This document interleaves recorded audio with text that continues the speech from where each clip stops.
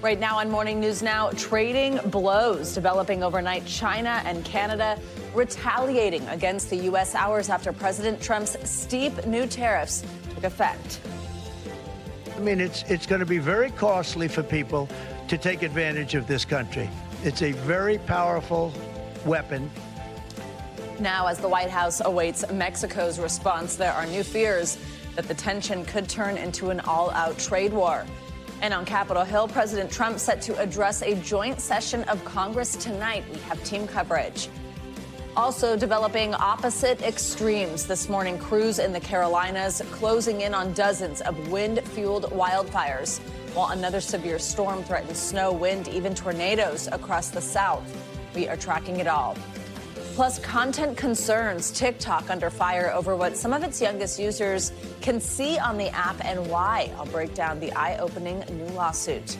And we are springing forward. That's right. It's almost time to reset your clocks and unfortunately lose an hour of sleep. We will talk to an expert about the effects of the time change and what you can do to adjust. That one weekend. No brunch planned Sunday morning. Yeah, Got exactly. it. All right. Good morning. Good to have you with us. I'm Joe Fryer. And I'm Savannah Sellers. Thanks for being here. We're going to begin our show this morning on your money. The price we pay for everyday goods could go up as a potential trade war looms. Overnight, the president's long-touted tariffs on Canadian and Mexican imports went into effect. The White House slapped 25% on goods from Mexico and Canada, while Canada also saw a 10% duty levied on its energy. China also received an additional 10% tariff on its goods. Beijing is retaliating with additional tariffs of up to 15% on some U.S. goods. That's going to begin March 10th. China is also restricting exports to 15 U.S. companies. Canada also hitting back with tariffs on more than $100 billion of American goods, while Mexico is expected to announce retaliatory measures later today. The start of a potential trade war is spooking global markets. U.S. stocks closed sharply lower yesterday. And this morning, European and Asian markets are also trading down. Speaking on Monday, the president defended his decision to impose tariffs. He says it's necessary to tackle drug trafficking. It's going to be very costly for people to take advantage of this country. They can't come in and steal our money and steal our jobs and take our factories and take our businesses and expect not to be punished. And they're being punished by tariffs. It's a very powerful weapon. In a few moments, we'll hear from our international correspondent in Beijing, Janice Mackey-Freyer. First, let's bring in NBC News business and data correspondent Brian Chung and Investopedia's editor-in-chief Caleb Silver. Good morning to both of you. We call you our economic dream team. This could be a nightmare for some folks today. Brian, we'll start with you. Walk us through these tariffs and what sectors the retaliatory measures and the tariffs could be impacted. Yeah, and the reason why we're talking about this is because if tariffs had to get paid for by the companies here in the United States that now have to pay 25% more to bring things in from our neighbors to the north and to the south, well, then do they pass on those costs to the customer in the form of a higher price as well? That's what a lot of producers, a lot of companies have been telling us. Yes, we're going to have to pass that on to people in the form of a higher price tag. Now, when it comes to the items that will be impacted by these 25% tariffs, and by the way, also by that 10% additional tariff on China, we're thinking about products like delivery trucks, automotives. That's a major part of the industry between our neighbors to the north and south, getting car parts from Mexico, assembly in Canada, bringing it back into the United States. But I want to point out produce is a big one as well. We bring in a lot of fruits and vegetables from Mexico, and we also bring in potatoes from our neighbors to the north. So again, this is a very big, wide-ranging, overarching type of tariff that we can only begin to feel the impact of because President Trump had promised on the campaign trail even more tariffs down the line. When we talk about China, he had promised something like 60%. So when you think about the 10% last month, another 10% now, this is really just the beginning, guys. Caleb, we heard a little bit about how produce being more expensive, that price being passed on to the consumer. How soon could a consumer feel this? Yeah, things like produce, which are kind of immediate delivery or just take a few days, you'll feel that almost immediately. When you're talking about things like delivery trucks and autos, that takes a little bit longer. But there's also things like smartphones, refined and crude petroleum. We still import a lot of that, especially from Canada. We'll feel those prices immediately. But businesses are already feeling that because they've been preparing for this, trying to either get enough inventory in ahead of this or try to hedge their spending going forward. So you're feeling an economic slowdown or the threat of an economic slowdown slowdown, and that's the immediate impact of tariffs right now. Brian, we talked about some of the negative impacts. What could be some of the positive impacts of all this? Well, I mean, even Peter Navarro, who is the trade advisor to President Trump, has said this, at least these 25% tariffs and this 10% on China, is not a trade war. It is a drug war. They want fentanyl security to stop the flow of drugs into the United States. So it's really getting concessions on that front, which the Trump administration tried to kind of herald after the staving off of these tariffs about 4 weeks ago, when there were some concessions from both Canada and Mexico, not necessarily with China. But that's one potential benefit of this. But the other potential benefit is the reshoring of companies broadly. Again, that's kind of a bigger story when it comes to these reciprocal tariffs, which I have to remind you is going to be coming up on April 2nd. So I imagine we'll be having to come back on set then. But again, the point for that is to try to bring companies back into the United States that have been manufacturing abroad. During Trump's first term, it did have the effect in some cases of having companies build manufacturing sites in the United States. And you think about some recent examples of announcements, Apple announcing a $500 billion investment into the United States, some arguments as to whether or not they were already going to do that investment. But nonetheless, you have these large companies making these splashy announcements of investments of trying to bring production here into the United States, which could be a benefit.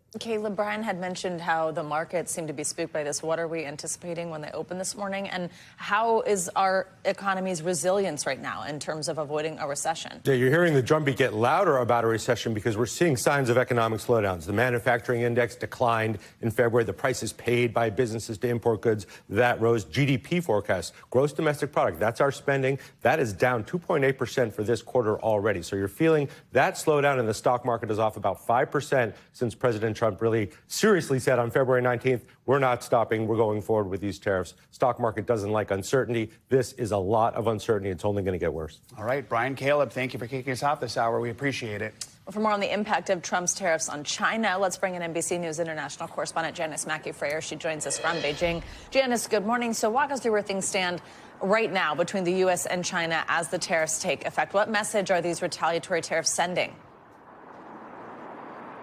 Well, China didn't waste any time in retaliating against the new U.S. tariffs, announcing their own broad tariffs primarily on American food, and then telling 15 U.S. companies that they can effectively no longer do business here without special permission. Now, the White House says it's about fentanyl, accusing China of doing too little, but that's something Chinese officials take great exception to, pointing to counter-narcotics cooperation that they've had with U.S. officials. Beijing is also warning the U.S. about using tariffs as a national security tool. And they say the Trump administration just doesn't appear to know what it wants from China right now. So the message from the leadership here appears to be sending is that unilateral tariffs don't work, and ultimately it's going to be U.S. businesses and consumers who will pay the price. Yeah, and Janice, that's what I want to ask you about. All this escalation, what will the impact be on U.S. farmers, on U.S. consumers? Well, it is a big hit for American farmers, especially in the Midwest, who export a lot to China. It's the largest food importer in the world. So chicken, wheat, corn, cotton, all subject to a 15% tariff, 10% on sorghum, soybeans, pork, beef, fruits, vegetables, dairy, aquatic products. These levies will all take effect on March 10th. So that alone signals that Beijing is wanting to have some time and maybe some room for negotiation before the tariffs take hold. But there has been no communication, open communication between the two sides since President Trump announced tariffs last month.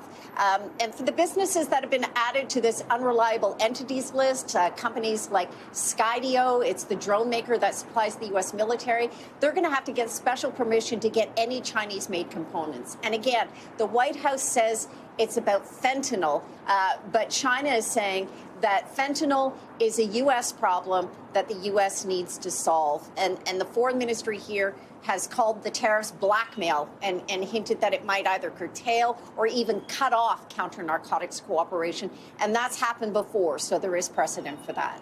Janice, China's leaders are expected to have their biggest political meeting of the year. It's later this week, right as this trade battle starts to heat up. What can we expect? Well, this is the big annual political get-together for Xi Jinping and China's top leadership. Everything is predetermined, true.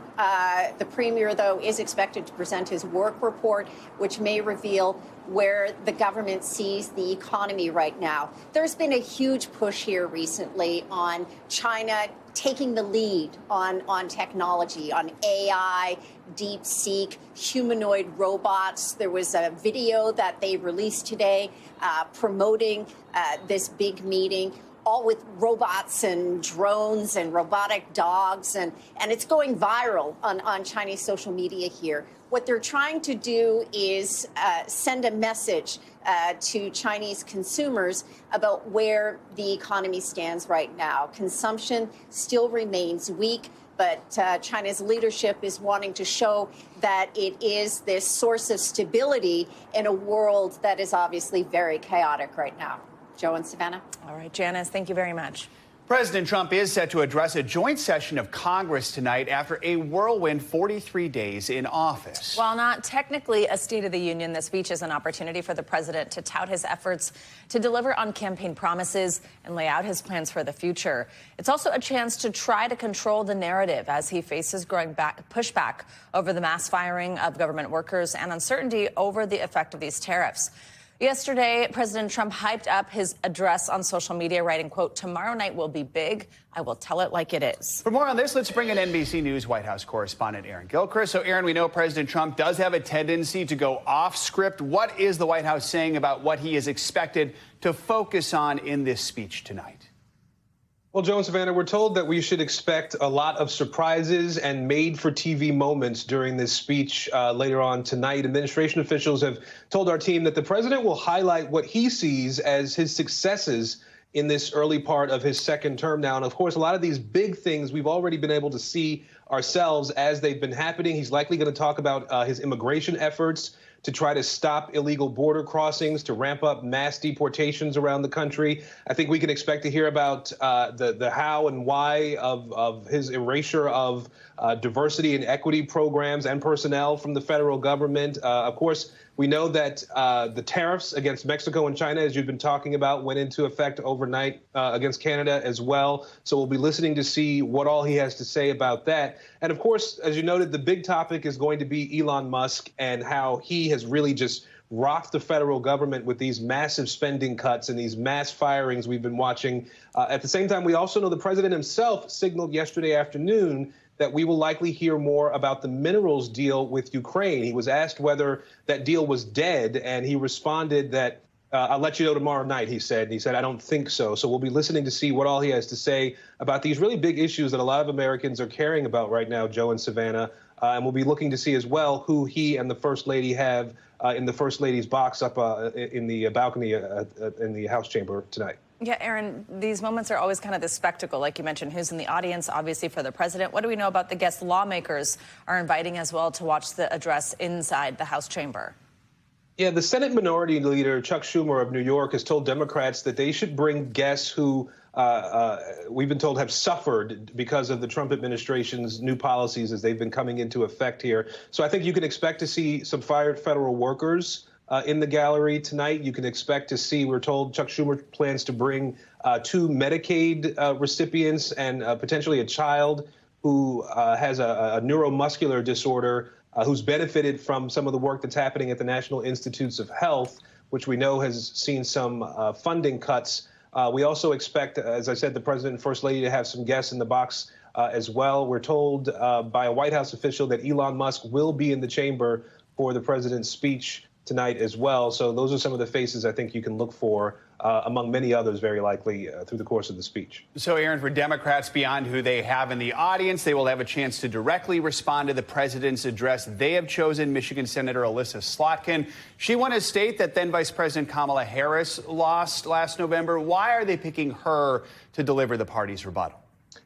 Yeah, Alyssa Slotkin, a freshman member of the Senate, won a big race in Michigan, as you said. The president's opposing party typically chooses to have someone do the response, someone who is considered a rising political star in the party, to talk about the opposing party's priorities. And so we'll hear that from her tonight. She, as I said, won this really competitive Senate seat, an open seat in Michigan back in November. And we're told that her speech will lean into her background as a former CIA analyst. That's according to a source familiar with the planning here. So you can expect her speech to really use that lens to talk about what we saw on Friday in the Oval Office, this real breakdown between President Trump, Vice President Vance, and the Ukrainian President Volodymyr Zelensky. And of course, we're told as well that she will highlight what Democrats see as their priorities, a proactive economic message that they want to get out there to talk about what Democrats will be doing and what they want to be doing over the next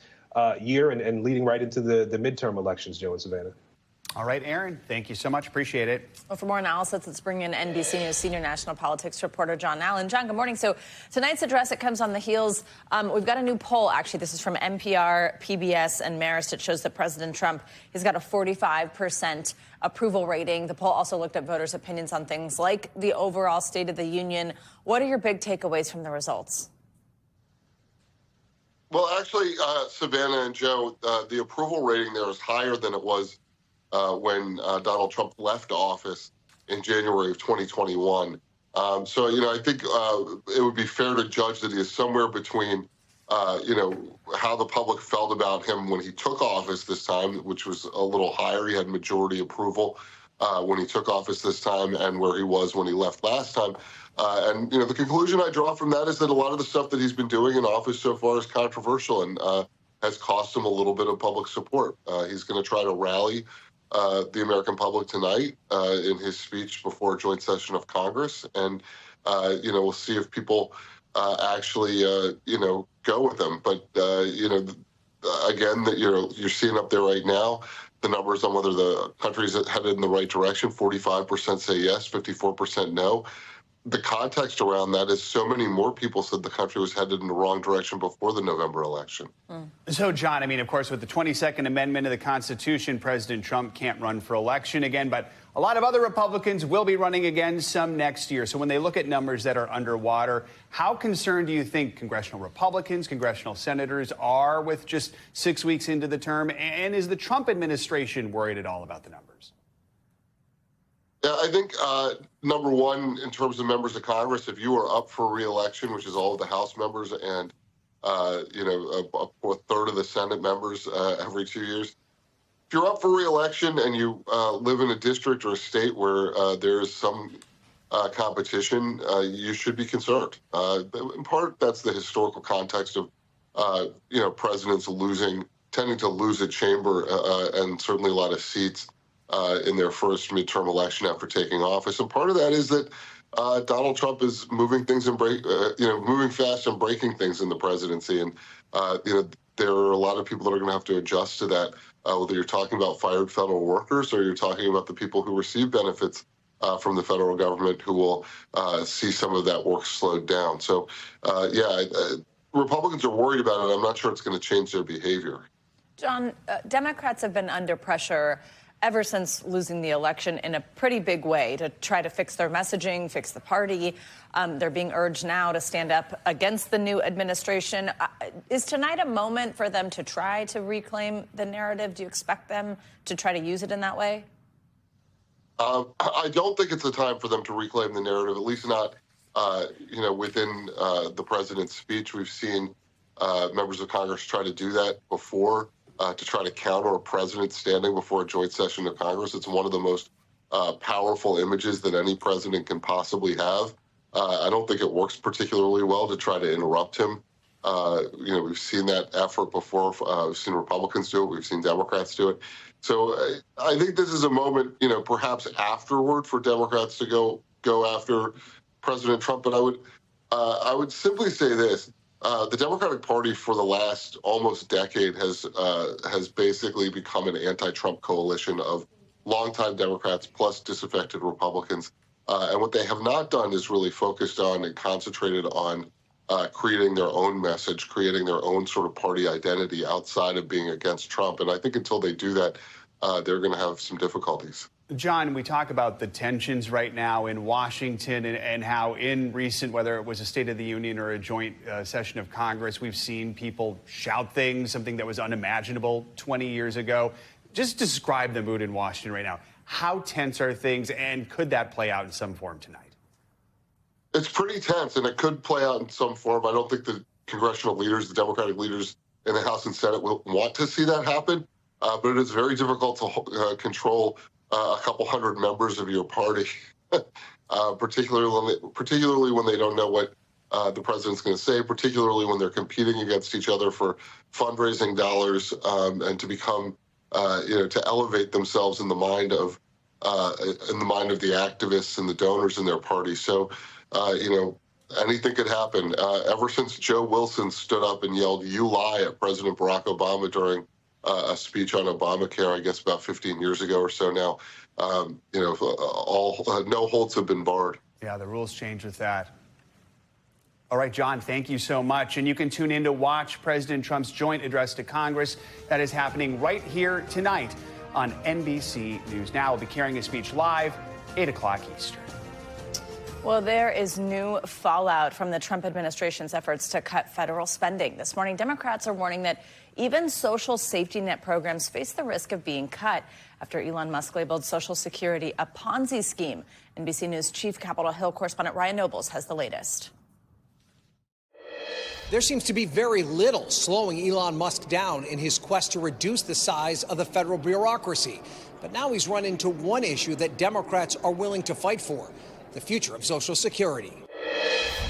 Democrats are pushing back on Elon Musk's effort to slash the size of the federal bureaucracy. And now zeroing in on his comments about Social Security's finances. Social Security is the biggest Ponzi scheme of all time. The richest man in the world is telling Americans that earned benefits that they depend on and they paid into are a scam. They are not a scam, and Americans know it. Social Security currently pays out more money to recipients than it takes in taxes.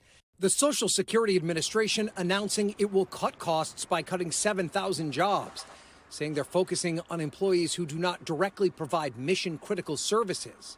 President Trump has pledged there will be no cuts to Social Security benefits. Meanwhile, DOJ's next target for spending cuts, the Pentagon's budget, which President Trump says he asked Musk to go through. Check out the Pentagon, which is the military, and, sadly, you'll find some things that are pretty bad. Musk touting the cuts so far. It's a target-rich environment for saving money. It's not like if it was a very well-run ship. And Musk saying DOJ is following the lead of the independent watchdog, the GAO, which estimates the federal government loses between $233 to $521 billion annually to fraud. But new pushback. If you're rude, which you're being, I'm going to leave. Kansas Republican Senator Roger Marshall forced to leave a town hall early to avoid a hostile crowd. President Trump calling the protesters, without evidence, paid troublemakers. We don't need paid protesters, bro. The American people are with us. The Defense Secretary Pete Hegseth informing all civilian DoD employees that they must respond to Musk's email asking for a list of accomplishments for the week. Thank you, Ryan. A dangerous storm system is moving across the U.S., threatening to bring high winds and possible tornadoes to the southern and eastern parts of the country. Now officials in New Orleans are scrambling to adjust today's Mardi Gras celebrations to try and keep revelers safe. NBC News correspondent Jesse Kirsch has the very latest. This morning, a major storm system barreling towards the south, whipping up everything from snow, rain, and heavy winds in the middle of the country to dust storms in the southwest. Now, millions under warnings for severe storms and even more dangerous winds, including New Orleans, bracing for wind gusts up to 60 miles per hour on Mardi Gras. The National Weather Forecast turns from a watch for severe wind to a warning. I will cancel the parades at that point, no matter what time that is. The severe weather threat prompting the city to cancel some celebrations and condense others. Today's two big parades are starting earlier. Their lineups and routes cut short. All of it in hopes of getting the party in before the bad weather arrives. We're from New Orleans, so we outside anyway. It don't even matter. We still outside. So rain or shine? Rain or shine. You're going to be partying. We outside. This was already shaping up to be an unusual Mardi Gras. Just over 2 months after the deadly Bourbon Street terror attack, security is at an all-time high. And some events like today's planned Rex Parade are paying tribute to the 14 innocent lives lost. Still, massive, energetic crowds have been lining the streets of New Orleans. We want to hold that tradition up. We want to make it absolutely as best and as much fun for the people of New Orleans as possible and our visitors. The community determined to celebrate no matter the weather. Thank you, Jesse. For more on this severe weather threat, let's check in with your Morning News Now weather. Meteorologist Angie Lastman joins us now. Angie, good morning. Good morning, guys. It is already an active morning. You just heard Jesse talking about the threats throughout the day, but we've got plenty of alerts, specifically severe alerts, already up this morning. So let's start with some of those. Notice the tornado watch that's centered across parts of Arkansas, Oklahoma, and Texas. This has been ongoing all morning long as this line continues to work its way to the east. It's been pretty robust. So no surprise that we also have plenty of severe thunderstorm warnings and a couple of tornado warnings that are focused across parts of southern and eastern Oklahoma. Now, those are going to last throughout the morning. And again, more of these are going to start to populate and pop up here as we get through the morning hours and eventually into the afternoon hours. This specific watch goes through 11 a.m. Central Time. So we've got plenty of time left on this, and the ingredients are all there. Those aren't the only alerts. We'll get back to the severe weather threat here in a moment, but let's take a broad picture of all the alerts that we have in play. Winter alerts up to 16 million people. There is a snow component to this on the cold side of this system. So, of course, with the potential for also really gusty winds, we have the blizzard conditions that could be possible for folks in parts of the upper Midwest and northern plains. There's the wind alerts. They are quite expansive, stretching from the southeast across parts of the south and up into the central plains and parts of the Midwest. Those are going to stay with us through today, and we could see some really impressive wind gusts. On top of that, we've also got fire alerts. Those are centered across parts of Texas and New Mexico. This is where we could see the potential for fires to start and spread quickly. We've got really dry vegetation, and we've got those strong winds. So no surprise, again, all the ingredients are there for that. But here's the severe threat. 27 million people included in this. It goes from the Gulf Coast up to Memphis, includes Dallas, Shreveport, Jackson, Montgomery. I mean, we've got a lot of major cities included in this today, and it goes into the afternoon hours as well. We mentioned New Orleans is one of those spots that's going to have to watch for the potential for this. And it's all part of this big, broad winter system. We've got the snow and windy conditions across the plains in the Midwest and that tornado threat from Texas to the Florida Panhandle today. Now, the biggest threat is going to be the wind gusts up to 75 miles per hour. But the strong tornadoes are definitely on the table, too. And we could see a couple of those here, specifically across that area that includes New Orleans, Jackson, and Shreveport as we get through the afternoon hours today and as that system continues working to the east. Tomorrow, a lot of this shifts farther to the east, and that means the East Coast gets in on this action, and that's Florida to Pennsylvania that will watch for the potential for severe storms. Not quite as potent as what it'll be today for severe weather, but still, there's going to be a slew of impacts from this system across the East Coast for tomorrow, including, again, that threat for some tornadoes and some strong winds up to 75 miles per hour, this time focused across parts of the Carolinas, but stretching down through the southeast and including the mid-Atlantic, too. We'll see that tornado risk once again, though, so we'll keep that in mind for tomorrow. The snowfall, this is going to be difficult for travel because we've got those really strong winds and we've got potential for, up to a foot of snow in some of these spots. Upper Peninsula of Michigan, parts of Minnesota, Wisconsin. That's where we'll see that heaviest snowfall. So heads up there. And the winds. I mean, guys, it's going to be a gusty one across parts of the South and stretching up to the Great Lakes, the Midwest, all of that included. And that's just one of the multiple impacts from this storm system. A lot to keep an eye on, Angie. Yeah, Thank you so much. Thanks, Angie. Much more to come here on Morning News Now. Later this hour, it's getting real. The deadline to get your real ID now just 2 months away after years of delays. What you need to know. Up first, though, new developments on the health of Pope Francis as the Catholic Lenten season begins. What the Vatican is saying this morning. That's after the break.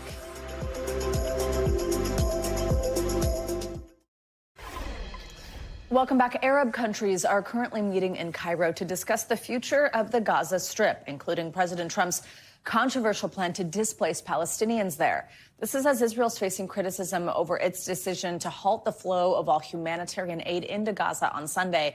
Aid trucks packed with supplies are at a standstill outside Israeli checkpoints at the Rafah crossing in Egypt. The UN humanitarian aid chief, Tom Fletcher, called the move alarming, writing in a tweet, "We can't roll back the progress of the past 42 days. We need to get aid in and the hostages out. The ceasefire must hold." NBC News international correspondent Matt Bradley joins us now from Tel Aviv with more on this. Matt, good morning. So let's start with this meeting in Cairo. What's the latest?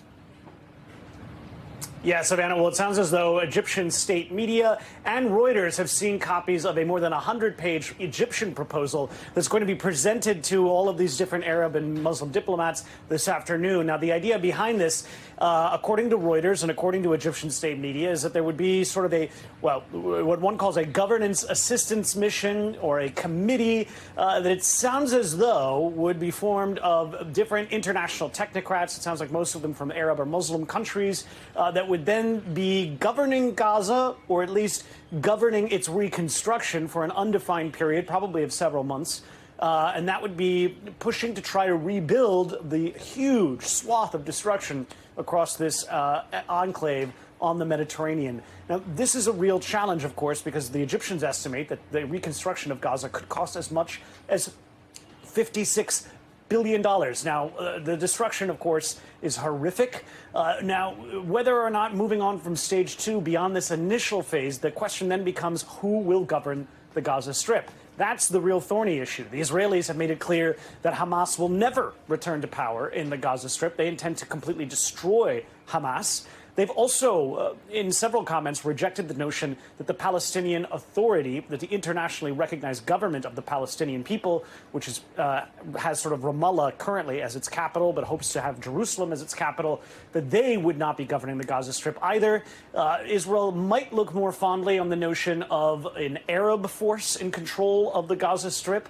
But that would also be rejected possibly by Hamas. Now, Reuters quoted Sami Zohri, who's one of the leaders of Hamas, saying that they don't want to see any non-Palestinian entity in control of the Gaza Strip. So again, even though we're seeing some progress, and a lot of what we're hearing in Cairo right now is racing to try to beat the Trump administration from implementing their plan of turning the Gaza Strip into a Riviera or owning the Gaza Strip, a lot of this is still really going to run into a lot of difficulty, just like a lot of the negotiations around this ceasefire and this treaty in the Gaza Strip are running into a lot of difficulty. All of this lack of agreement is leading in one direction that the Palestinians are really hoping to avoid, and that is a renewal of the war in the Gaza Strip that has killed so many people so far. Savannah? Matt, let's talk about what I mentioned a moment ago, the stopping of aid. And I have two questions here. The impact that has been seen and felt on the ground, but also why Israel is doing this, the fact that they are pushing to continue this first phase, because a reminder, there are still hostages in Gaza. Yeah, it's a good question. And why is Israel doing it? Well, the Israelis are saying they're doing this because Hamas has rejected the Israeli proposal to extend the first phase of this agreement for another 7 weeks through the holy month of Ramadan for Muslims and through the holy week of Passover for Jews. So that would put it to just about mid-April. Now, this was a proposal that was presented by the Israelis to Hamas in Cairo in negotiations. Hamas has rejected it and said that they want to move ahead with phase 2 of this treaty. That would see a more permanent peace in the Gaza Strip and perhaps eventually the full withdrawal of Israeli troops from the Gaza Strip. So once again, on this front, on these negotiations, they're reaching a critical impasse as well. Now, we heard from Gideon Shar, who's the Minister of Foreign Affairs of Israel today. He addressed the international media, and he said that they are stopping aid going into the Gaza Strip because he says they don't want aid going to Hamas. Clearly, the Israelis are empowered by a new man in the White House who isn't imposing as much pressure on the Israelis to provide vital humanitarian aid to the Palestinians. All right, Matt Bradley, thank you for your reporting here. Well, let's stay with international news. This morning, Pope Francis is breathing on his own again after having to be put on oxygen yesterday. This is because the Vatican said the 88-year-old pontiff suffered 2 episodes of acute respiratory insufficiency. Let's bring in NBC News International correspondent Molly Hunter with the latest. Molly, good morning. So over the weekend, the pontiff seemed to be making progress toward recovery. Do we know how serious these 2 incidents were yesterday? Savannah, good morning. And you hit the good news that we just learned from the Vatican in your question. They were 2 kind of incidences. It's been described to us as acute acute respiratory insufficiency. But the good news, as you just said, is that he's now breathing on his own. And the Vatican says he is no longer requiring that non-mechanical ventilation to get oxygen. Savannah, he is still receiving, though, high-flow oxygen. Big picture, though, according to our NBC medical contributors, Savannah, who have helped really kind of parse these Vatican statements about his health, is that he's an 88-year-old with chronic lung problems. He is going to have good days and he's going to have bad days. Yesterday, clearly a setback. The translation of kind of acute respiratory insufficiency, as far as we understand it, is that part of his airways became clogged with a buildup of mucus. And that can happen when fighting pneumonia. We know he's been fighting double pneumonia for the last couple of weeks. It can also make it harder to get oxygen. It can make it harder to breathe. And we also know that he had spasms in his airways. The other good news, though, that we've learned from the Vatican, Savannah, is that he does not have a fever and his blood tests show no new infection. So holding on to that this morning. Absolutely. Molly, the Vatican has already said the Pope is not going to be able to lead Ash Wednesday service tomorrow. Do we know what the Vatican's plan is for those services? Yeah, and they announced it a couple of days ago, Savannah, which means clearly they were anticipating that he would still be in the hospital, or at least incapable of leading those services. We haven't even seen a picture of Francis yet, or kind of any video or anything from inside Gemelli Hospital of the Pope since he's been hospitalized. But we do know that Italian Cardinal Angelo De Donatis is going to be stepping in for the Pope tomorrow. So there will still be Ash Wednesday services, just not by the Pontiff. All right, Molly Hunter, thank you very much. Well, coming up, a shocking twist in the trial of the man accused of carrying out the Highland Park mass shooting. The 11th hour plea deal reached as opening arguments were set to begin. And in our weekly check-in, we'll talk about ways to keep the spring in your step after you spring forward this weekend. Stay with us. This is Morning News Now.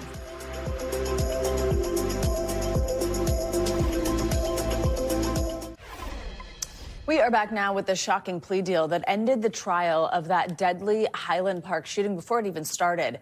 Just moments before that trial was set to begin yesterday, alleged gunman Robert Crimo III pleaded guilty to 69 counts of murder and attempted murder. It is a plea that came as a shock to many inside the courtroom after he backed out of a plea deal last year. Prosecutors accused Crimo of killing 7 people and injuring 48 others back in 2022 when he opened fire from a rooftop onto the crowd below during a 4th of July parade in a town near Chicago. Crimo is now set to be sentenced in April and faces life in prison without parole. Well, it's time now for our weekly mental health check-in. First up, we're going to dive into comments from Health and Human Services Secretary Robert F. Kennedy Jr. about childhood psychiatric drugs. Plus, we're also going to share some tips on how to get better sleep as we prepare to spring forward. Reminder, this weekend. Joining us now for more is our friend, licensed marriage and family therapist, Dr. George James. Dr. James, great to have you with us. Okay, let's start on these comments from Mr. Kennedy. He's raised concerns about the safety, really, and potential addiction of psychiatric medications for kids. Now, psychiatrists argue they are safe and for certain types of disorders essential. What do you make of the comments?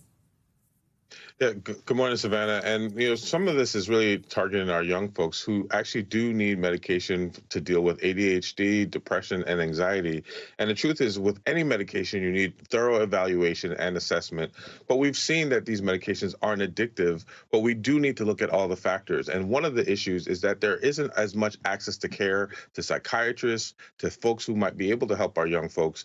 So these comments could actually really impact our young folks, and we really want to make sure they have all the support they need, especially in dealing with mental illness, ADHD, anxiety, or depression. Absolutely, and certainly providers look for alternatives to medicine, I'm sure, when they can. Doctor, let's now turn to study about how happy people say they are throughout their life at different points here. So people's earliest years, I guess, used to be seen as the happiest period, but now that satisfaction starts off low and then it rises steadily with age. I'm wondering what you think is driving this shift. Is it that we are getting happier older, or is it that we are struggling to find that happiness and satisfaction younger, and how we can support young people during that time? Yeah, Savannah, what the study is actually saying is a little bit of both of what you just mentioned. And we used to tell our young folks that enjoy this. This is going to be the happiest time of your life. And the truth is that our young people are not experiencing that. It's even related to what we just talked about. Our young people are struggling more with isolation, depression, anxiety, and they're not having a good time. And so we need to work on that. And we're recognizing that as people get older, they are enjoying their life a little bit more. Maybe not as big life crisis, midlife crisis. Maybe they're settling in, but they're enjoying themselves a little bit more. So you can say it does get better, but we do need to help our young people. Oh, absolutely great advice. All right, Dr. James, we've been talking about this one all morning. Daylight saving time approaching. A lot of people struggle with the disruption of their sleep schedule. So you're going to lose an hour this weekend. And experts have pointed out that even just that 1 hour change, it can really actually have an impact on mental well-being, physical well-being. What advice do you have for us this weekend? Yeah, this does happen, and we often talk about this in the fall because of sometimes the dark nights or dark days and the impact of seasonal affective disorder, but this also does happen in the spring. And it's like, going through different time zones. You might feel groggy. You want to make sure that you're getting extra sleep, sunlight, keeping your body moving, hydrated. All these things can help you during this time. And if you do that, you can then start to enjoy the good weather, get outside, have good times, and you'll revive during this season change. But remember, get some sleep. There you go. Dr. George James, great advice. Good to see you. Thank you very much. Well, coming up, another setback for TikTok. When we return, I'll break down a new lawsuit accusing the app of targeting kids and allowing harmful content. Stay with us. This is Morning News Now. Welcome back. The clock is ticking down to when you'll need to have the new Real ID in order to catch future flights. The deadline is coming up on May 7th, and a lot of people, myself included, still have questions about what we got to do. NBC News senior correspondent Tom Costello has the details to make sure you're ready for takeoff. 64 days till the government's Real ID requirement takes effect. And while the TSA says it has the flexibility to phase in enforcement, it is strongly urging anyone planning to fly to have a Real ID or passport by May 7th. If you don't have a Real ID as of May 7th, it will be significantly more difficult and you will be delayed at checkpoints within airports across America. Nationwide, the TSA says 78% of flyers already have Real IDs, but nearly a quarter don't. To get a Real ID, you'll need to provide an ID or documentation that includes full legal name, DOB, social security number, lawful status, and 2 proofs of address, which could include a payroll stub, rent, or mortgage payment. With long lines at DMVs nationwide, states are spreading the word. Your Real ID is your most important carry-on. Real IDs have a star in the card's upper corner, while California has a bear and a star. While 99% of Maryland is already Real ID compliant, just over 30% of Illinois is. We're doing everything we can here in Illinois, but again, I've got tremendous fears for chaos at our airports across the country. Congress passed the Real ID security law after 9/11 on a recommendation from the 9/11 Commission. Next year, make sure you have the star on your ID. But Congress has hit the pause button many times. Now, a new May 7th deadline. But if you're not flying until the summer, there's no reason to rush to your DMV right now. Meanwhile, the FAA is investigating why a dozen planes received automated warnings of a potential collision with other planes while they were approaching Reagan National, even when there was no potential conflict. It's not clear if this was radio interference, but no indication that it was nefarious. Back to you. All right, Tom, thank you very much. Now to a big development in a lawsuit against TikTok brought by 13 states and Washington, D.C. It alleges the app doesn't do enough to protect young users. Yeah, judge is allowing that lawsuit now to move forward and has also unsealed parts of it. And that has allowed us to see what the D.C. Attorney General says is never before seen data about how TikTok allegedly fails to remove harmful content from its platform and is allegedly getting kids addicted to the app intentionally. Here's the Attorney General behind this lawsuit telling NBC News Now anchor Tom Yamas why he's bringing it forward. It tells the public and parents that the product and the platform is safe, that dangerous content can be moderated away from the platform when, in fact, TikTok knows that there's a lot of dangerous content on it.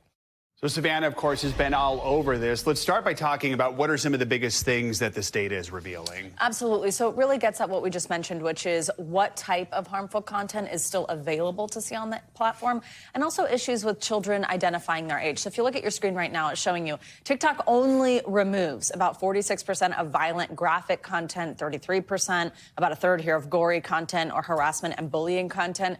There's also quite a bit of content dealing with things like minor sexual solicitation and things like that. So basically, they went through a bunch of hashtags, a bunch of content on the app, and were able to find that, look at your screen, how disturbing some of this is, the content that is still available on TikTok. Now, part of this issue also is that they found that up to 70% of teens ages 13 to 15 are essentially saying that they are older than they are. When you go onto the app, it's quite easy to say, you know what, no, I'm not 13, I'm actually 18. And then that means that you're automatically not set into the more restrictive version of the app, which could keep kids safe. So they're saying that TikTok needs to do more to make that more difficult. How is TikTok responding to all this, and then just what's next when it comes to this lawsuit? Yeah, so TikTok is essentially saying that this is not true. They're saying that this data is cherry-picked, that it is out of date.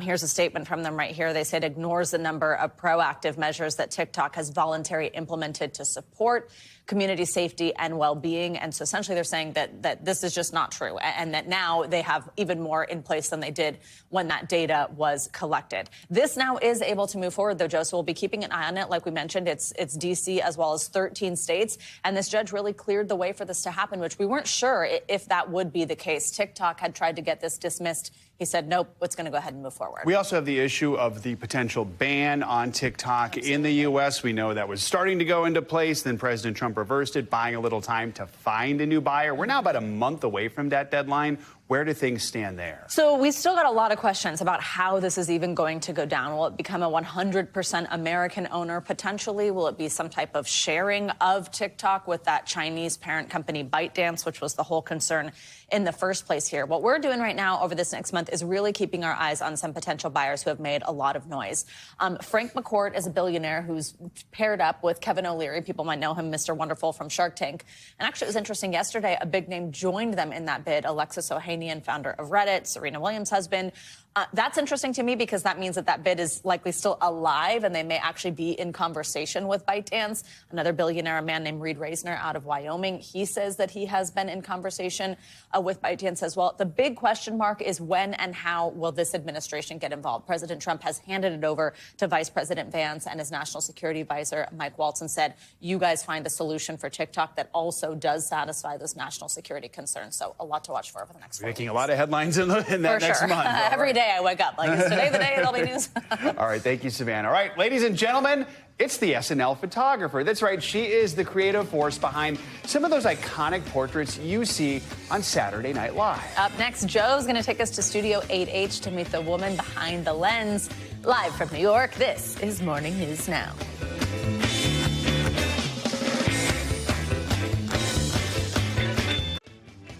Finally this hour, we're going back behind the scenes of Saturday Night Live with the photographer who finds creative ways to capture your favorite hosts and musical guests. Starting today, you can get your own piece of SNL history with a book of her iconic photos.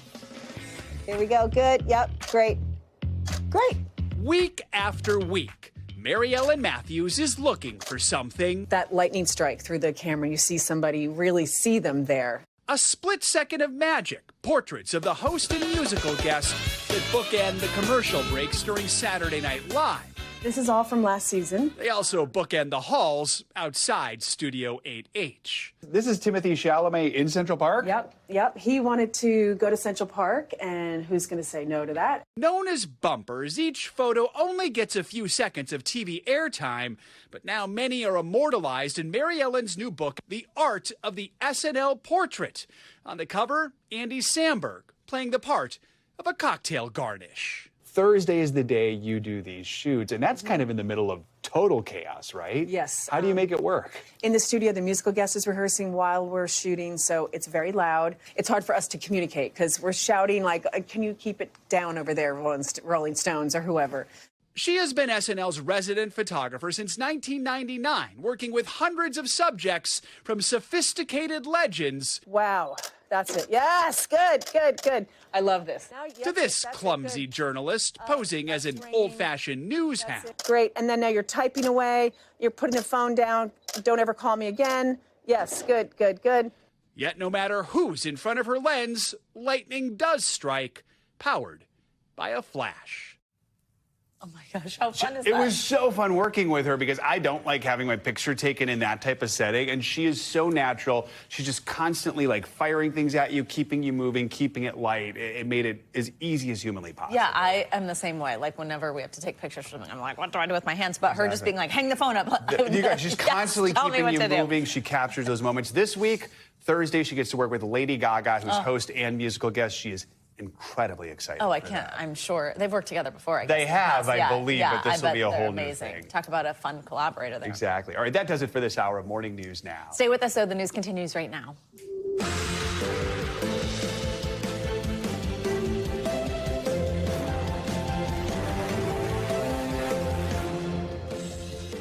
Good morning, and thanks very much for kicking off your Tuesday with us. I'm Savannah Sellers. I'm Joe Fryer. Right now on Morning News Now, tariff turmoil. President Trump's long-promised hikes on imports from Canada and Mexico officially hitting the books overnight. Now both Canada and China vowing to retaliate with new tariffs of their own on American-made goods. The trade tussle sending Wall Street into a tailspin yesterday. But how will it all impact wallets on Main Street in the coming months? We're also looking ahead to Mr. Trump's highly anticipated address to Congress tonight. On the heels of that contentious Oval Office meeting with Ukraine's President Zelensky, the White House now pressing pause on billions in military aid to the war-torn nation. We're going to bring you the very latest from Washington. Plus, yet another batch of dangerous severe weather sweeping across the South. This time it's threatening what's perhaps the Big Easy's biggest day of the year. New Orleans bracing for wind gusts up to 50 miles an hour on this Fat Tuesday as the city celebrates Mardi Gras in the wake of that deadly New Year's Day attack. The security measures now in place to keep those Bourbon Street beads flying high this year. And later in the hour, we'll introduce one Arkansas family that is turning crops into cocktails, distilling their bittersweet history down to a booming award-winning business that just may knock your socks off. That's pretty cool. Yeah, looking forward to bringing you that story. Let's begin this hour with the economy and how the price you pay for certain goods could be set to rise. That's after U.S. tariffs on Canadian, Mexican, and Chinese goods went into effect overnight. The White House imposed a 25% tariff on goods from Mexico and Canada. Canada, though, also saw a 10% duty levied on its energy. China received an additional 10% tariff on its goods.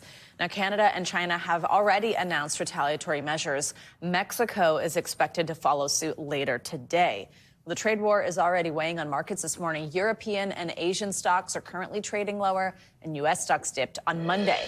NBC News business and data correspondent Brian Chung joining us to explain it all. Brian, good morning. So just give us more details on what's been announced so far and then the response we're seeing from trading partners. Yeah, well, I mean, look, for consumers, the expectation here is that prices for nearly everything could go up here. And that's because China and Canada and Mexico are such major trade partners with the United States. Starting off with Canada and Mexico, our neighbors to the north and south, autos is kind of the big one there. So actually, there were some estimates out there from the likes of the Anderson Automotive Group that estimated that a new car could cost you as much as $12,000 more per car if you do try to buy as a result of these tariffs. That's because we bring in so many parts from Mexico. We assemble a lot of these cars entirely in Canada and then bring them back into the United States. Could be like a double tariff situation in some of those cases. But it's also things like produce, things that we shop for at the store when it comes to fruits and vegetables, which we bring in from Mexico, in addition to potatoes that come in from Canada. So food prices are likely going to go up as well as a result of this 25% increase. Again, if you're an importer in the United States, you have to pay that 25% tariff. Well, then in many cases, you'll pass that on to the consumer. That's the reason why we might expect inflation to actually go back up as a result of these actions. Yeah, and we want to know what this means for consumers. And I guess one of the big questions is how quickly consumers might see the impact of all this. Yeah, well, actually, it's so interesting because in some cases, we've already seen the price impacts here, even in anticipation of these tariffs actually taking effect at midnight. I remember talking to a auto body shop owner who said weeks ago that, well, he had already seen the prices of, for example, filters for auto car parts already rising in price because these suppliers were saying, I know that Trump is pretty serious about these tariffs. I'm just going to raise my price ahead of time. Now, call that price gouging, call that anticipation of these tariffs coming, call it what you will, but prices are going up. So consumers are in some cases already feeling the impact of that. But I want to point out here, guys, this is just the beginning of this trade war. When we talk about China, there was the 10% that was slapped on in the beginning of February. This is an additional 10% that was slapped on at midnight today. But this is the beginning because Trump promised as high as 60% tariffs on the campaign trail. You can imagine this is just kind of the beginning of this process. Brian, you mentioned it's could be on just about anything you go to buy, but any tips to save money? Yeah, well, I mean, look, for right now, when it comes to just trying to hedge against it, some tips for you: clipping coupons, shopping at your local farms and markets, and joining neighborhood trade and swap groups. The idea is that if you do buy local, in some cases, you could find some savings there, even if maybe there's a bit of an organic kind of premium to that. But look, at the end of the day, when it comes to just trying to hedge against all of this, there's only so much that you can do. So maybe try to take advantage of those memberships. Costco, for example, buy in bulk for some items. Don't try to hoard. That's not a good approach here, because you don't want to spend too much for things that's going to just expire anyway when it comes to things like produce. But again, just try to stay on your toes and keep your head on a swivel. We mentioned the stock market yesterday didn't perform terribly well. Is this perhaps short-term volatility, or should we be on the lookout for perhaps something more in the coming days? Yeah, about a 2% drop in the stock market just yesterday, but it's been a pretty rough few weeks as these tariff talks have kind of ramped up. It's basically erased any of those 4 or 5% gains we had seen in the stock market to start off 2025. But when it comes to your 401k, I always advise people, don't try to check it on a day-to-day basis. When you still zoom out and look at the last 4 or 5 years of gains, it's still looking pretty all right. But of course, if you are a day trader, you get a little bit of a stomach churn from what we've been seeing as of late. But again, with these tariffs ratcheting up even further, this is likely just the beginning of some of that volatility. You a big coupon guy, Brian? I do like couponing. I mean, no one really cuts them out anymore. Yeah, I know. It's all digital. My mom had a takes folder. the fun out of it, in my opinion. Yeah. Thanks, Brian. All right, later tonight, President Trump set to deliver his first joint address to Congress since returning to the White House 43 days ago. While technically not a State of the Union, the speech is a chance for Mr. Trump to recap a busy first few weeks back in office and to preview what's next for his administration. NBC News senior White House correspondent Garrett Hake has a preview. The president's speech tonight comes at a time of turmoil here in Washington. Those tariffs, the deep cuts to the federal workforce led by Elon Musk, and now this growing rift with Ukraine. The president's decision to pause aid for Ukraine sending shockwaves across the Atlantic overnight. And this morning, the Ukrainian prime minister vowed to keep working through all diplomatic channels to patch up this rift with the U.S. and eventually end the war. Overnight, President Trump pressing pause on billions of dollars in American military aid to Ukraine. It's the latest fallout from Friday's explosive Oval Office meeting with Ukrainian President Zelensky. You don't have the cards. The White House saying in a statement that the president wants peace and it will now review the aid, most of it in the form of American weapons and ammunition, to make sure it is, quote, contributing to a solution to the war. Lawmakers on both sides criticizing the move, which could withhold support that Ukraine has been depending on in its fight against Russia. This is preposterous. It is laughable. It is childish. And it is embarrassing for Donald Trump. I do not think we should be pausing our efforts. It's the Ukrainians who are shedding blood. Earlier, the president expressing optimism an agreement could still be struck to end the war. I believe that Russia wants to make a deal. I believe certainly the people of Ukraine want to make a deal. Russia praising the move this morning. A Kremlin spokesperson saying a halt in U.S. weapons supplies, quote, could be the best contribution to peace. While at the same time, European leaders outlined their massive aid package for Ukrainian defense.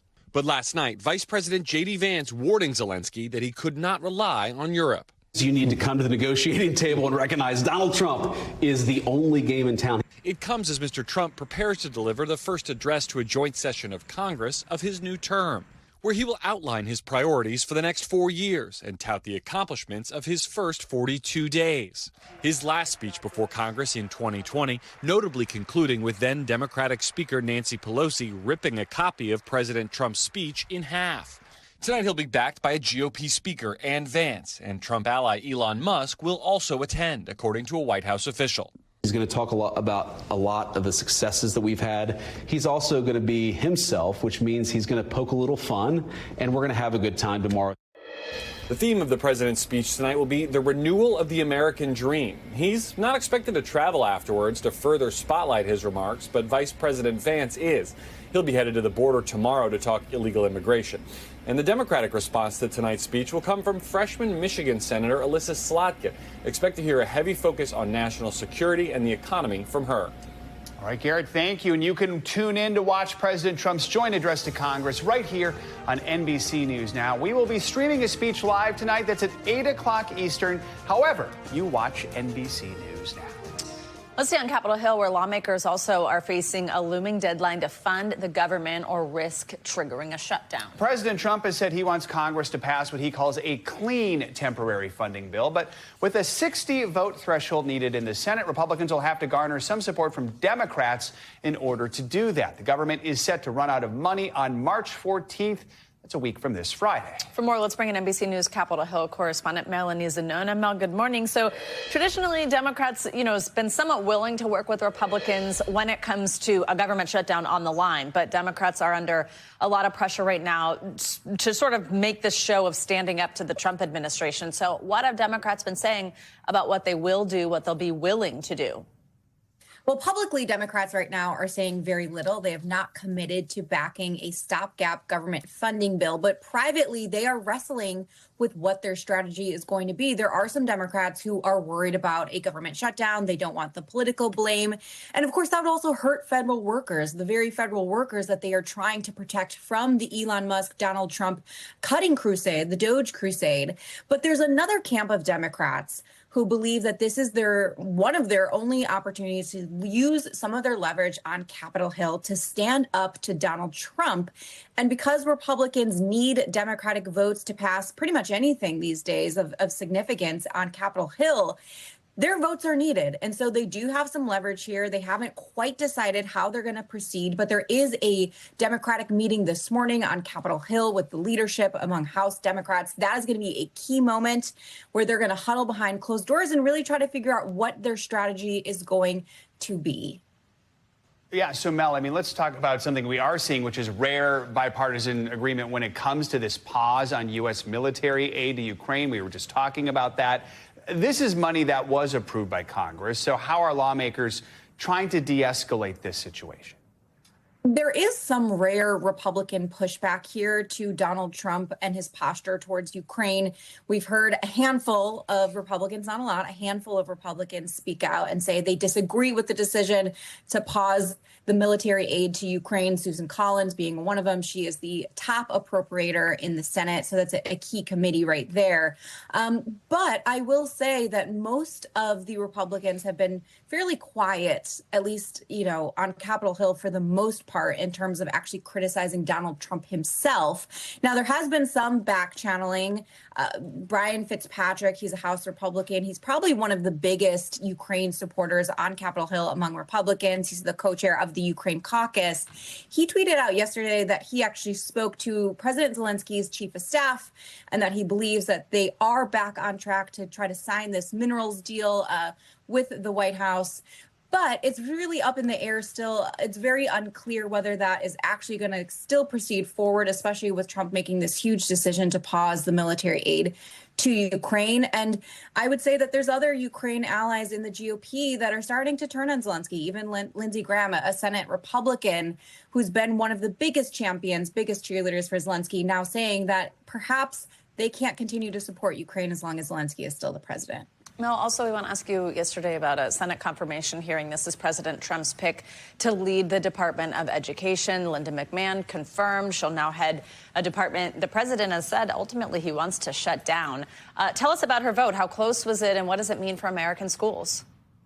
Well, it was a party line vote, so it was exactly Democrats and Republicans voting the opposite way. So there's no defections here.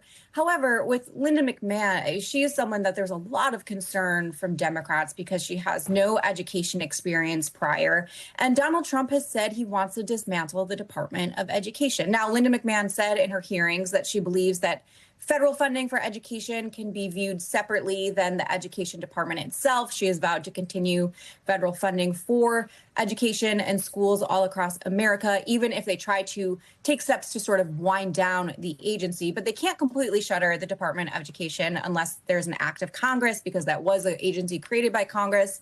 But there is still a lot of worry, particularly among Democrats, that the administration under Linda McMahon is going to try to use the threat of federal funding or taking it away to try to make sure that schools are aligned with Donald Trump's initiatives and goals, including when it comes to things like DEI initiatives, getting those out of schooling, and trans athletes in sports. That's obviously been a huge issue. The Senate just voted and blocked a bill yesterday on that topic. But on Capitol Hill, of course, a party line vote, like a lot of Trump's nominees here in Capitol Hill. All right, Mel, thank you very much. It is Fat Tuesday in New Orleans, the traditional celebration before the beginning of Lent. And folks there, well, they should be getting ready for the annual Mardi Gras celebration. But with the threat of severe weather breaking out, organizers are keeping a weary eye on the skies. NBC News correspondent Jesse Kirsch is lined up with the parade and brings us more. Hey guys, good morning. What you're seeing behind me right now is preparations for the Zulu Parade, one of the major Mardi Gras Day parades in New Orleans. This is happening earlier than was originally scheduled.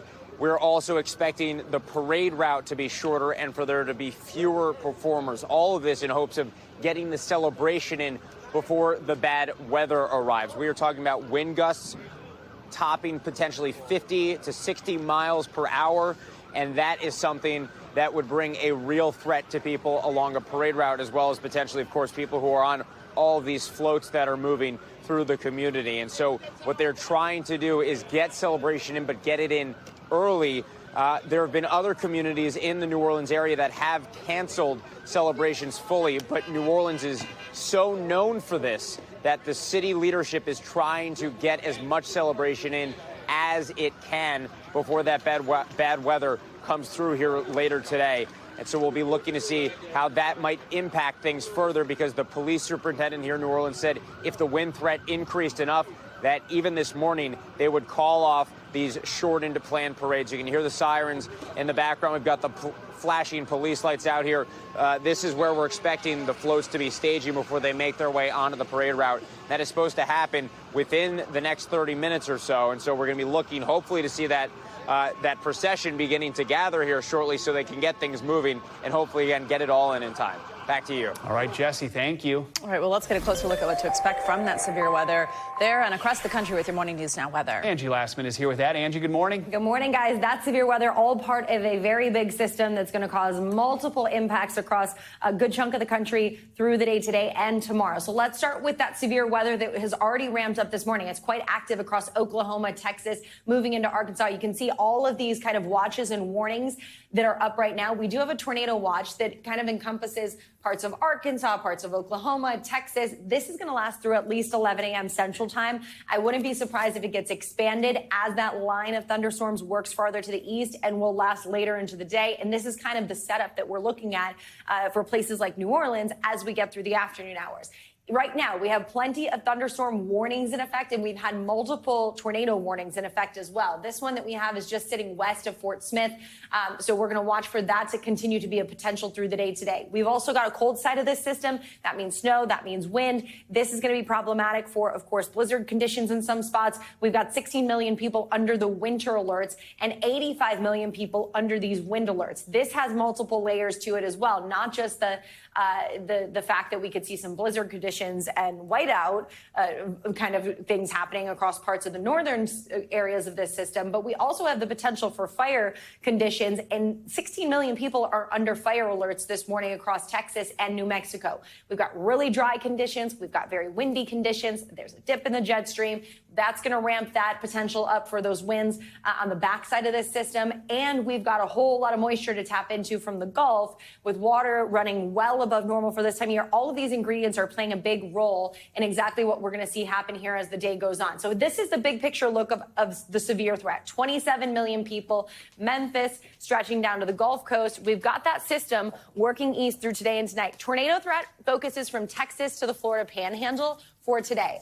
Our biggest threat looks to be the wind gusts up to 75 miles per hour. But again, the tornadoes are something that we, of course, want people to focus on. There is a potential for strong tornadoes as well as hail across this region. Shreveport, Jackson, Panama City, New Orleans, all some of those major cities that are included in that as the day goes on. Now, the system's going to move pretty quick. So by tomorrow, say into the middle of the day, we're already talking about the East Coast dealing with this potential. And the severe risk will focus from Florida to Pennsylvania. We've also got still the gusty conditions and the snowy conditions on the backside of the system. The colder air is going to be in place there, guys. And we will see again that threat of potentially severe weather across parts of the mid-Atlantic, specifically the Carolinas, with winds and tornadoes as the major threats that we'll watch tomorrow. All right. Wow. Angie, thank you so much. Of course. Some sad news this morning. Music legend Dolly Parton announced last night the passing of her husband, Carl Dean. The couple married for almost 60 years. They were very private, though, with their personal life. Her husband rarely seen in public with the Grammy award-winning singer.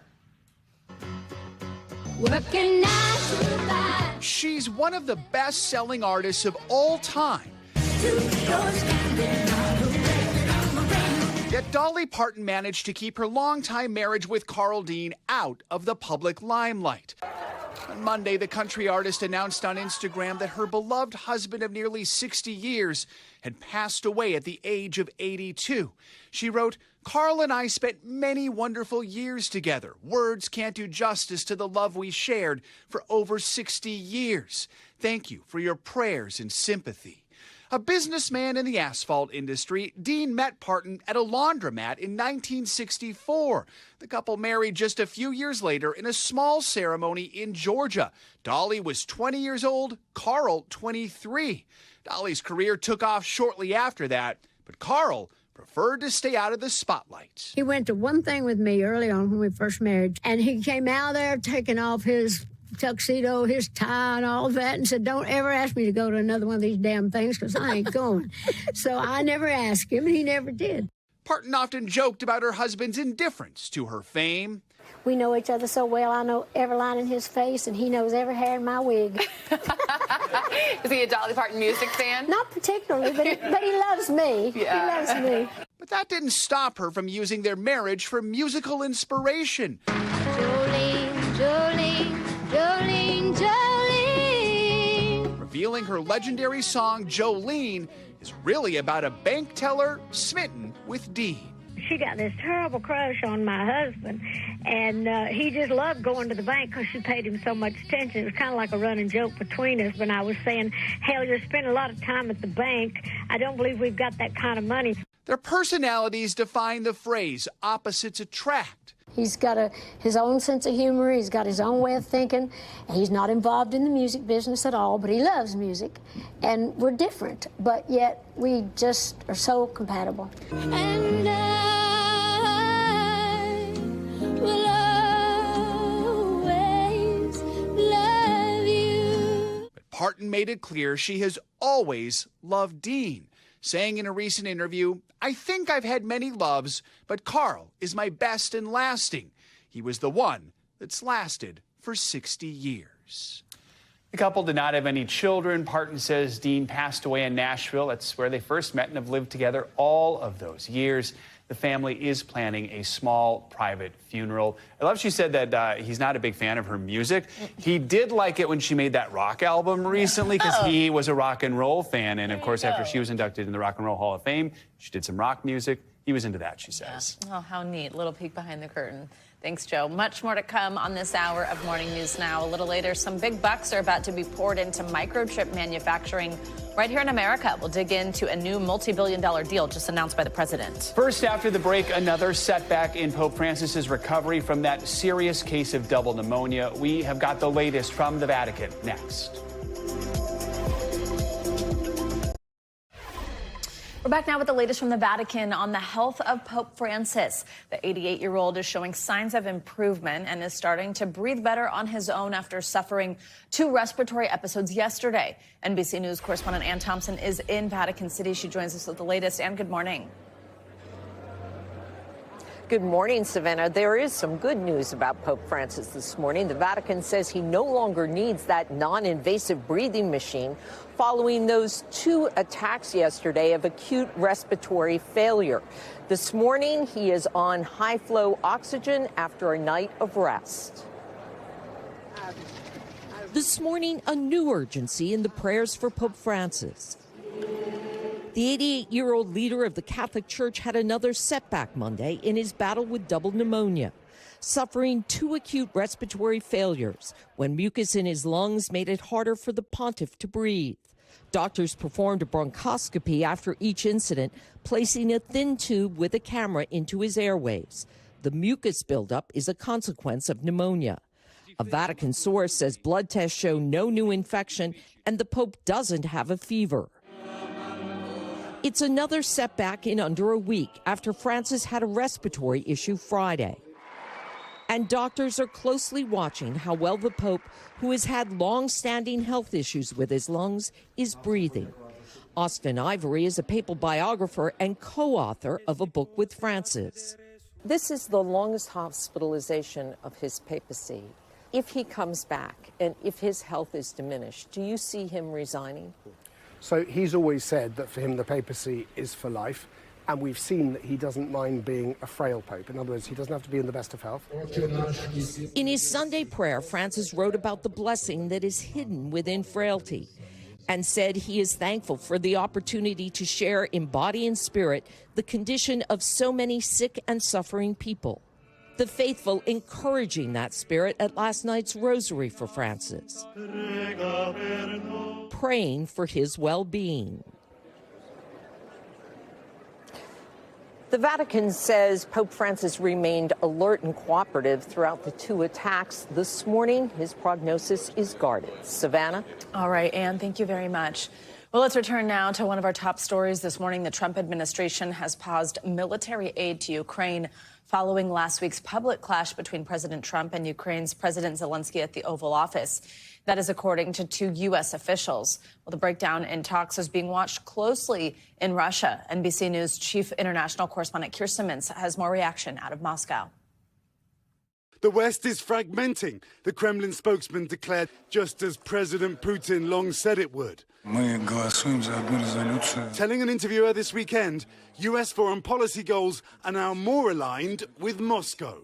The confrontation between President Trump and President Zelensky playing on TV here all weekend. Translated into Russian. Some reports describing the meeting as a public execution and a train wreck. One reason for the optimism here in Russia, President Putin has long called for President Zelensky to resign. Thank you very much. That call now echoed by President Trump himself. And if somebody doesn't want to make a deal, I think that person won't be around very long. Russia is feeling emboldened, now doubling down on its demands as part of peace negotiations, including a reversal of NATO expansion, its foreign ministry spokeswoman said, asking for a commitment that NATO won't operate in Ukraine or Eastern Europe. You don't have the cards right now. Moscow trying to exacerbate what is already a diplomatic crisis between America and Europe. Russia's foreign minister suggesting that while the US wants an end to the conflict, Europe insists on war. And its former president and prime minister, Dmitry Medvedev, asserting Russia could get normalization with the US, effectively an end to sanctions without an end to the war. Russia believes it is winning. Ironically, that makes President Trump's hoped-for ceasefire harder to achieve. It does appear that Russia now thinks it might be able to get sanctions lifted, to get trade with the US, to get normalization, even if there isn't a ceasefire in Ukraine. Those bilateral talks with the Trump administration, if that happened, it would be stunning. All right, Keir, thank you very much. More international news now. The United Nations says rebel soldiers kidnapped dozens of hospital patients in eastern Congo. NBC News international correspondent Molly Hunter has the details here and other world headlines. Molly, good morning. Savannah, good morning to you. Now, the United Nations announced that Rwandan-backed M23 rebels, as you mentioned, have launched a new offensive in East Congo, abducting at least 130 sick and wounded men from hospitals in the city of Goma. The men were suspected of being Democratic Republic of Congo soldiers or members of a pro-government militia. Moving to India, and this is astonishing, pretty terrifying. Dozens of construction workers have been pulled alive from metal containers after they were trapped in an avalanche for 36 hours. The Indian Army launched a rescue operation after heavy snowfall triggered the avalanche. Officials say the death toll currently stands at 8. And finally, Savannah, if you've got a spare $6.3 million in cash, a rare Banksy artwork heads to auction today. It's called Crude Oil Vetriano. It's Banksy's reimagining of the 1992 painting The Singing Butler by Scottish artist Jack Vetriano, currently owned by Blink-182's Mark Hoppus, which is adding to the value. Wow, yeah, I bet. All right, very interesting. Molly, thank you so much. Well, another international story is making waves this morning. A Lithuanian rower was rescued by the Australian Navy after a cyclone ended his attempt to row 7,500 miles across the Pacific Ocean. NBC News' Stephen Romo has more on his journey cut short. A daring rescue on the stormy seas off the coast of Australia, cutting short an attempt at a cross-ocean rowing voyage. Sailors of the Australian Navy braving dangerous swells to save the stranded adventurer, Lithuanian Aurimas Makis, taken aboard the warship for medical assessment. The man who made it nearly all the way across the Pacific Ocean on a rowboat all alone. His 7,500-mile journey spoiled by a tropical cyclone on Friday that left him stranded in the Coral Sea for 3 days. His small custom rowboat rocked by huge waves and 50-mile-per-hour winds, forcing him to activate an emergency beacon, the rescue authorities said, just days before he was set to reach his destination of Brisbane. In an Instagram post just before the storm hit, Makis wrote, "The next day is crucial for me, about to get maximum power from a passing typhoon." A follow-up video showing just how treacherous the conditions were. Makis set off from San Diego 4.5 months ago on a journey to row from California to Australia without stopping. His reason? To honor Ukrainians who've died in the Russian invasion of their country, according to Lithuanian media. Documenting his adventure along the way, encountering everything from late-night seabird visitors to dolphins and even sharks. The nonstop solo row across the Pacific is a feat only a few people have ever accomplished. British rower Peter Bird is considered to have been the first, making his voyage in 1983, even though he was towed the last 30 miles to the Australian mainland. In 2015, another Brit, John Beeden, made the first fully completed journey from San Francisco to the Australian city of Cairns. And in 2023, Australian Michelle Lee became the first woman to do it. Makis thwarted by Mother Nature, just days away from joining that elite club. All right, our thanks to Stephen Romo for that report. Well, coming up, TikTok's newest illegal voice might be somewhat of a familiar face. After the break, why Casey Anthony is now reintroducing herself on the app more than a decade after being acquitted for the murder of her 2-year-old daughter. Stay with us. That's next on Morning News Now. Welcome back. You may remember the name Casey Anthony. She was at the center of one of the most infamous trials in American history. Anthony was accused of murdering her 2-year-old daughter, Kaylee, before being acquitted in 2011. Now, more than a decade later, she's stepping back into the spotlight, but this time through TikTok, calling herself a legal advocate and researcher. NBC News correspondent Liz Kreutz has the details. Well, hey there. Good morning. Casey Anthony became a household name back in 2008 when she was first accused of killing her young daughter, Kaylee. Since then, she has limited her exposure to social media, but now she's speaking out on TikTok, saying she wants to use her platform to advocate for herself and her late daughter and to also advise people on legal issues. More than 16 years after she was accused of murdering her own daughter. This is my first of probably many recordings. Casey Anthony is reintroducing herself to the public on TikTok. I am a legal advocate. Without providing much detail, the now 38-year-old says she wants to use her platform to help others in a legal capacity. I feel that it's necessary, if I'm going to continue to operate appropriately as a legal advocate, that I start to advocate for myself and also advocate for my daughter. Casey also directing followers to new posts on the publishing platform Substack. As a proponent for the LGBTQ community, for our legal community, women's rights, I feel that it's important that I use this platform that was thrust upon me and now look at as a blessing as opposed to the curse that it has been since 2008. The TikTok video quickly racking up millions of views, as well as drawing criticism across social media. Casey Anthony is on TikTok giving legal advice. Are you out of your minds? In 2008, Anthony was charged with first-degree murder in the death of her 2-year-old daughter, Kaylee. Years later, in 2011, she was acquitted by a jury for the murder in one of the most-watched criminal trials in history. More than a decade since that not guilty verdict, the case continues to captivate the nation. But I'm still defending the fact that I didn't hurt her. Casey breaking her silence in a recent docuseries on Peacock, which is owned by NBC News parent company NBC Universal, accusing her own father, George Anthony, of killing Kaylee to cover up alleged sexual abuse. Well, I was doing what I was told by my father. George Anthony has never been charged with a crime and has vehemently denied his daughter's accusations. Now, after years of scrutiny in the public eye, Casey Anthony says she wants to use her spotlight to advocate for others. My goal is to continue to help give a voice to people. Now, it's unclear what Casey Anthony's legal background is, but in that TikTok video, Casey says she will be setting up an email for people to communicate with her directly about legal matters. She says she intends to talk about things like privacy rights, and that one of the reasons she's doing this is because people close to her have recently been targeted and attacked. Now, we should point out Casey Anthony and her parents did not respond to our request for comment. Back to you. All right, Liz, thank you very much. Well, coming up, countdown to touchdown. In just a few short weeks, astronauts Sunny Williams and Butch Wilmore will finally be back down here on Earth. But in a few short hours, we'll be hearing directly from the duo, directly from the International Space Station. We'll hear more on their unexpected months-long voyage and what exactly they've been up to. Stay with us. That's next.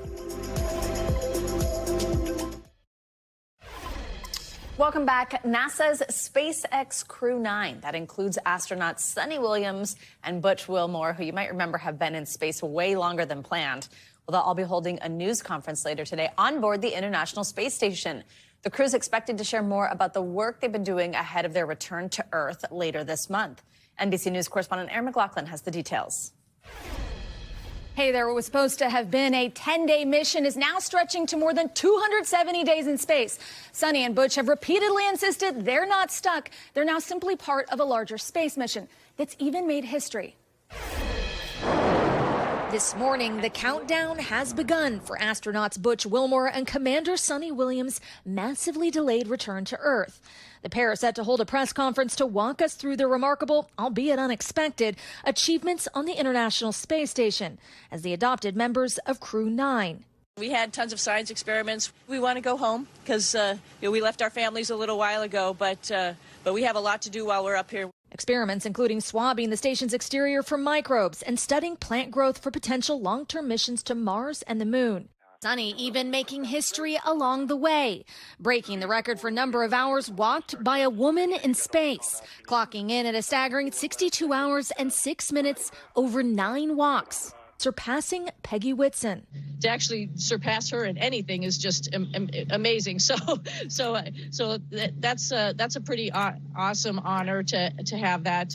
While both astronauts insist they're not stuck or abandoned, it has been a prolonged stay neither saw coming after NASA announced back in June that it didn't trust Boeing's troubled Starliner spaceship to bring them home. And so the pair has had to make some adjustments. So we wore some clothes for a while, but that doesn't bother us because, clothes fit loosely up here. I'm trying to remember what it is like to walk because I haven't walked, I haven't sat down, I haven't laid down. Former astronaut Mike Massimino is in regular contact with Sunny. I think the biggest obstacle here is the psychological mindset, missing the family, missing the friends, missing the things that we enjoy here on Earth. Now, after 8 months, Sunny and Butch are set to return once SpaceX Crew 10 arrives to take over the station. So are Sunny and Butch ready to come home? I think they probably are, but I don't think it's going to be too long after they're on planet Earth to be like, ooh, I kind of miss space. It's worth noting that Crew 10's February launch was also delayed, so this timeline could change. But right now, they're expected to leave Earth no earlier than March 12th.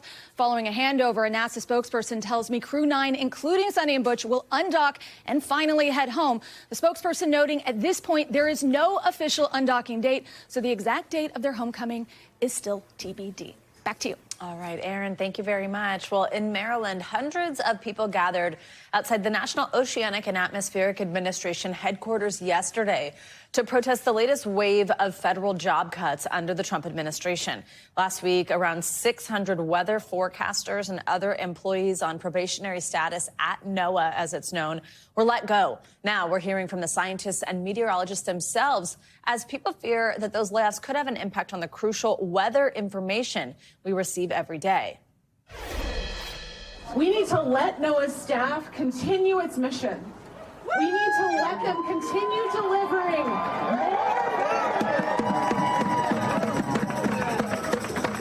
We need to let them continue delivering more value than the country invests.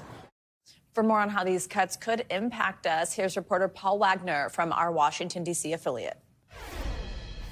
This letter, obtained by News 4, was sent to a probationary meteorologist at the National Weather Service and tells the employee they are not fit for continued employment. The letter was sent to as many as 108 probationary meteorologists working at the National Weather Service. The NWS is one of the components that falls under NOAA. The reduction in force could mean some National Weather Service offices, which are typically staffed 24 hours a day, could be left unstaffed. On most shifts, there's only 2 forecasters on duty. It is very conceivable that there will not be enough forecasters to keep these offices continually running 24/7. And what will happen to the forecast in mornings is of great concern to us. Within NOAA, Richard Hearn says 500 probationary employees were let go. The primary purpose of NOAA and the Weather Service is protection of life and property. That's a fundamental role of government. And so why cut something that protects people's lives and gives us early warnings for protection of property? Former News 4 chief meteorologist Bob Ryan has spent decades warning viewers of foul and dangerous weather heading their way. It's like a 3-legged stool. Take away anyone and it falls apart. And we're dependent on the lead of the Weather Service in issuing the warnings. No private person wants to issue a tornado warning. Project 2025, a Heritage Foundation document described as a roadmap to reshape the federal government, calls for breaking up NOAA and commercializing forecast operations. U.S. Representative Glenn Ivey, whose congressional district includes some NOAA offices, says federal workers are terrified of what's to come. There's a lot of confusion. There's a lot of anger. There's a lot of misinformation coming out of the Trump administration. Frankly, it appears that they really are intentionally trying to traumatize federal employees. Representative Ivey says he has some hope the courts will reverse what's already been done to the probationary employees, and they will eventually win their jobs back. Let's dive a little deeper into President Trump's new announcement about a major investment in chip manufacturing right here in America. CNBC's Silvana Henao has more on that and other money news. Silvana, good morning. Hey, Savannah, good morning. Yeah, so President Trump announced Taiwan semiconductor manufacturing will pour $100 billion into the U.S. economy to bolster U.S. chip manufacturing. And the move comes after the president repeatedly called out and accused the company of stealing the U.S. chip manufacturing business and touted tariffs on semiconductor imports. The newly announced capital brings the chip maker's total investment in the U.S. to $165 billion, and it will go toward building 5 new fabrication facilities in Arizona. TSMC supplies semiconductors to the likes of NVIDIA and Apple for artificial intelligence use. General Motors announced it hired its first ever chief artificial intelligence officer as it looks to use the technology more in its vehicles and other parts of its business. Barak Turovsky will assume the role. He was a former head of AI at Cisco and a former technology leader at Google. In the announcement, GM called AI central to the future of its engines and electric and autonomous vehicles. And Shake Shack is the latest fast food chain to jump into the value meal wars, although it's just temporary. The company announced it would offer a $9.99 combo meal at its restaurants through March 15th. Now, usually Shake Shack sells menu items separately, but this meal includes a chicken sandwich, fries, and a small soda. And a number of fast food companies have been offering meal deals for some time now as a way to entice inflation-wary customers, Savannah. All right, Silvana, thank you so much. Well, in other money news, an Arkansas family is bottling up decades of history and turning it into a thriving distillery business. NBC News Now anchor Morgan Radford has their story. For Arkansas farmer Harvey Williams, this land, 86.75 acres, has a bittersweet past. Your great-grandfather was a sharecropper on this farm. And your grandfather was also a bootlegger, right? Yes, we learned that later. That land, now part of a family-owned business known as Delta Dirt. So this is the sweet potato from your farm? They are. Harvey and his wife Donna turning their crops into cocktails, distilling handmade gin and other spirits, along with their award-winning sweet potato vodka. We entered into the largest spirit competition in the world, and that product took double gold. Double gold? First year. We did good, didn't we? Girl, we do. Today, just over 1% of America's 3.4 million farmers are black, a consequence of what the USDA calls a history of systemic discrimination through loan programs that disproportionately helped white farmers. What does carrying that history feel like? Man, I just got goosebumps. There are so many black farms and farmers that are no longer in business. So I feel really blessed that we still have our farm. A disparity at least one investment company is trying to correct. Delta Dirt is one of more than 30 businesses now receiving investment from Pronghorn, a company aiming to increase diversity in the spirits industry. An investment the Williams family hopes to pass on to their children, who work right here alongside them. We're letting people know that you can do things with a small farm, hard work, and an incredible family to boot. That's what legacy means, is just keep on doing it. Honoring the spirits of the past Salud. with a toast to the future. Morgan Radford, NBC News, Helena, Arkansas. Coming up, battle for buckets after the break. The high school basketball phenom who's shattering records, all while going through the unthinkable. We will explain up next.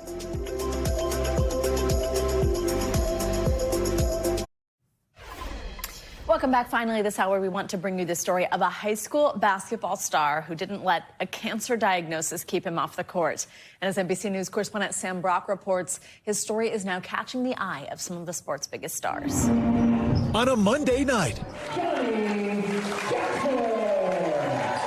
Ridgewood High School senior Johnny Jackson, a.k.a. Johnny Buckets, is doing what he always does, torch opponents to the tune of 31 points. What makes the barrage of threes and deft finishes around the hoop all the more impressive, he was diagnosed with stage 4 Hodgkin's lymphoma just 7 months ago. Playing through the chemotherapy treatments was extremely brutal. My body still was broken down. I still think it kind of is broken down. At 18 years old, no one would have blamed Jackson or any cancer patient for sitting out a season. But as we quickly learned about this natural-born hooper, that was never in the cards. I knew that from the start I was going to play. Why is that so important to you? I mean, it was so important to me because it's just such a time of, despair, and you just feel like you're kind of just so beat down, and basketball is kind of like my light in the darkness. For his longtime coach, Mike Troy, he's averaging 23 this year. He averaged 23 this year, and he hasn't been healthy in 2 years. His expectations were checked at first, but then he saw Johnny at the first practice of the season. He's taking chemo, and he comes out and he wins a sprint. That was a message to everybody, and everybody raised their game from that point on. Like, message was received, and by me as well. Several weeks ago, Johnny completed his 12th and final chemotherapy treatment. Cheered on by all his teammates, coaches, and family. Days later, the guard became the first player in school history to surpass 2,000 points for his career. An unbridled joy for player, school, and this northern New Jersey community. The support from the start has been incredible. The second I got diagnosed, T-shirts, fundraisers, everything being made. The second I step onto the court for my first game of the year, I mean, people wearing shirts for me, cheering for me. I don't think I could be here without them today. Support also flooding in from all over the sports world, from former NBA player Matt Barnes. And understand that God gives his toughest battles to his strongest soldier. to current global superstar Steph Curry. And I just wish you well and keep fighting, man, and just know we're all rooting for you. Though Johnny's already discovering how his bravery and messaging is flowing out to others, too. Have you gotten a lot of outreach from kids who are also sick and are looking to you for inspiration? Yeah, I mean, it's been crazy just going through my phone every day and receiving DMs. Actually, a kid at the game today, a former cancer survivor, came and watched me play. He's only 6 years old. So just seeing kids like that being inspired by my story means a lot. On February 14th, Valentine's Day, Johnny rang the bell, signifying his cancer has been conquered. But the power of that moment was also another beat on his basketball journey. I was just happy that just the weight was released off my shoulders. No tears. I was just honestly at a game that day. I was more focused on the game, to be honest. Which feels like it's on brand with everything else that you've just described. Exactly. That's true. Sam Brock, Ridgewood, New Jersey. Sam, what a great story. Thank you for that. That is going to do it for this hour of Morning News Now, but don't go anywhere because the news continues right now.